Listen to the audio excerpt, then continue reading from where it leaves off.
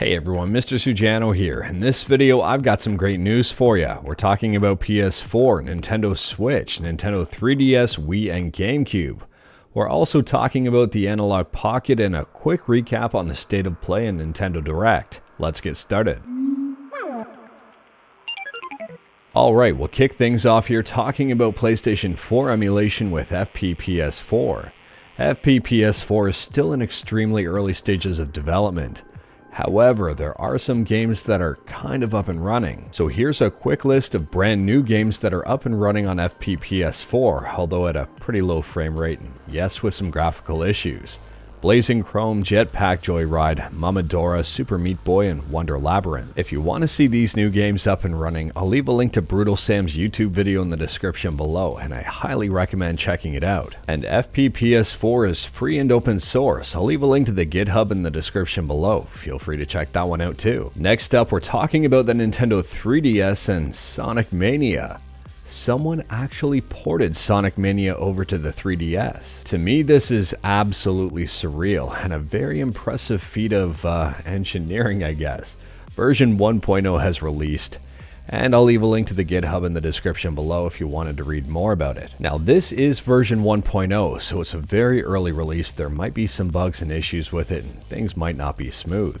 In fact, they say it's for the new 3DS only at the moment. Old 3DS support is planned for future releases, but it's just not there yet. Load times are pretty bad, mainly due to the 3DS's slow read speeds. They say it will be addressed in a future release. Menu strings are corrupted when running the game in the data folder mode. However, everything else runs fine. Plus, DLC is not included, and CRT filters are not likely and will never be supported by this port. Next up, we're talking about Nintendo Switch emulation on Android with Skyline. If you head over to skyline-emu.1 and click on download, well, there is a brand new version of Skyline here we haven't talked much about. It's version 1345. Xenoblade Chronicles 3 is booting. It's not playable, but it is booting. In fact, you can see that little loading icon on the bottom right hand corner. The textures in Super Mario Odyssey appear to be loading a little bit better. To me, this is looking great. Obviously, there's still a ton of issues and frame rates aren't there just yet, and yes, the game still crashes randomly, but it is looking a lot better. Ori and the Blind Forest is getting into game. Not playable, but getting into the game. Persona 4 Arena Ultimax is looking a heck of a lot better, running at about 50 frames a second with some graphical issues. And Mario Tennis gets into game. I would argue this is not even remotely close to playable, but hey, this is impressive. Next up, we're talking about GameCube and Wii emulation with Dolphin, and Dolphin just released the progress report. Now, we're going over this report at a pretty high level. If you wanted to check it out in detail, I'll leave a link in the description below, and I do recommend checking it out. There's a ton of information in here and it's very well written. If you're using Dolphin on Mac, you're going to be pretty happy that a ton of progress has been made, and it's all thanks to Tello Crinkle.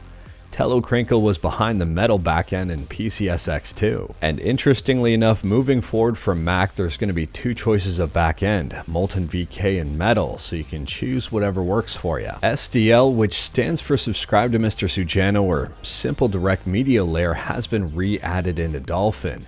If you're a fan of gyroscope controls or just motion controls in general, well, this is really good news and things will get better moving forward. Interestingly enough, a feature found in Melon DS, a Nintendo DS emulator, has made its way over to Dolphin, and that is SD card folder syncing support. So essentially, this feature allows you to place files in a folder and have Dolphin automatically create an appropriate size SD card for you. And fortunately, this feature also works on Android, but there is a bit of a catch. Thanks to scope storage, you can't select the location of the folder. Now, there's a ton more in this progress report, including information about broadband adapters, so feel free to check it out. Next up, we're talking about the Analogue Pocket, the Mister, and Super Nintendo. Adam Gastineau was able to get SNES up and running on the Analogue Pocket. This is Super Mario World up and running using a Mister core. That's right, one of the cores from the Mister is, well, moved over to the Analogue Pocket. Now, if you do have an Analogue Pocket, just be patient because this isn't ready for prime time just yet. Adam says, I'm really just a noob at this, so I wasn't sure if I was going to be able to make it happen or not. It actually ended up being pretty easy, though there are some big problems with loading ROMs that I need to fix. Next up, we've got a very interesting and weirdly timed announcement from both Xbox and Nintendo. The announcement went out roughly at the same time, and it's for the same game, kind of. Two different versions of the same game. Xbox is releasing a 4K version of Goldeneye. Now, in addition to updating the graphics to 4K, the game will run at 16:9 resolution and will support dual joysticks. This version of Goldeneye will be available on Xbox One and Xbox Series X and S as part of Game Pass, and if you own a digital copy of Rare Replay, you get it for free. Now for Nintendo's announcement about Goldeneye, it's not the 4K version that Xbox is getting, it's not even at 1080p. It's the N64 version of Goldeneye, but it will feature online play.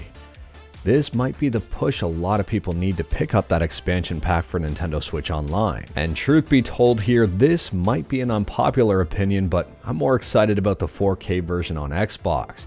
Let me know which of the two versions you prefer in the comments below. Now, unfortunately, this Nintendo Direct wasn't Zelda packed as a lot of people expected, and I was secretly hoping for. However, they did announce the brand new name for the new Zelda game, Zelda Tears of the Kingdom, and they did show off some gameplay. On top of that, they announced a brand new Fire Emblem game, Fire Emblem Engage. They also announced Pikmin 4, Octopath Traveler 2, a brand new FFT game, as well as Resident Evil and also Mario Kart 8 DLC. I honestly am surprised that Mario Kart 8 is still alive and well at Nintendo. And on top of all of that, Nintendo also announced Kirby's Return to Dreamland, the Wii version of the game ported over to the Switch. They showed off some Bayonetta 3 gameplay and a whole bunch more. I'll leave a link to the Direct in the description below and feel free to skim through it. Last up, we're talking about the PlayStation State of Play that also happened today. They unveiled a brand new controller here that's themed after God of War Ragnarok. It's not really anything special, there's no special features for this DualSense controller, but it does look pretty cool. This controller will be coming out November 9th, and there is one minor thing about this that bothers me just a little bit. It might be important, it might not be, but at the same time here, the blue on the controller doesn't match the blue in the title of the game. I'm assuming it matches stuff that's in-game, but at the same time here, I kind of wish it matched. But moving on from that, we got our first look at Tekken 8. We knew this game was coming, but it's amazing to actually see it in action. Now, this isn't in-fight gameplay, it's cinematic gameplay, but it's in-game gameplay, I guess. Anyways, it looks amazing. I'm extremely excited about this one and I can't wait to see more. At this point in time, we don't have a release date for Tekken 8, but I did notice that it only says PS5 in the announcement, so I'm wondering if this is going to be a PS5 only game. And if you want to see a fairly in-depth analysis of the trailer, if you can't get enough Tekken, I'll leave a link to Max's video in the description below. Maximilian Dude goes over this in insane detail. And PlayStation also announced that Like a Dragon will be making its way over to North America, and this one is going to be remastered. It's coming out in February of 2023. But anyways, that is all I've got for you in this one. Straight to the point, all stuff and no fluff. We talked about a ton today. Let me know your thoughts about anything in the comments below. If you like this video, leave a like. If you didn't like this video, leave a like. Hit that subscribe button, check out my other videos, don't tempt fate, save your state.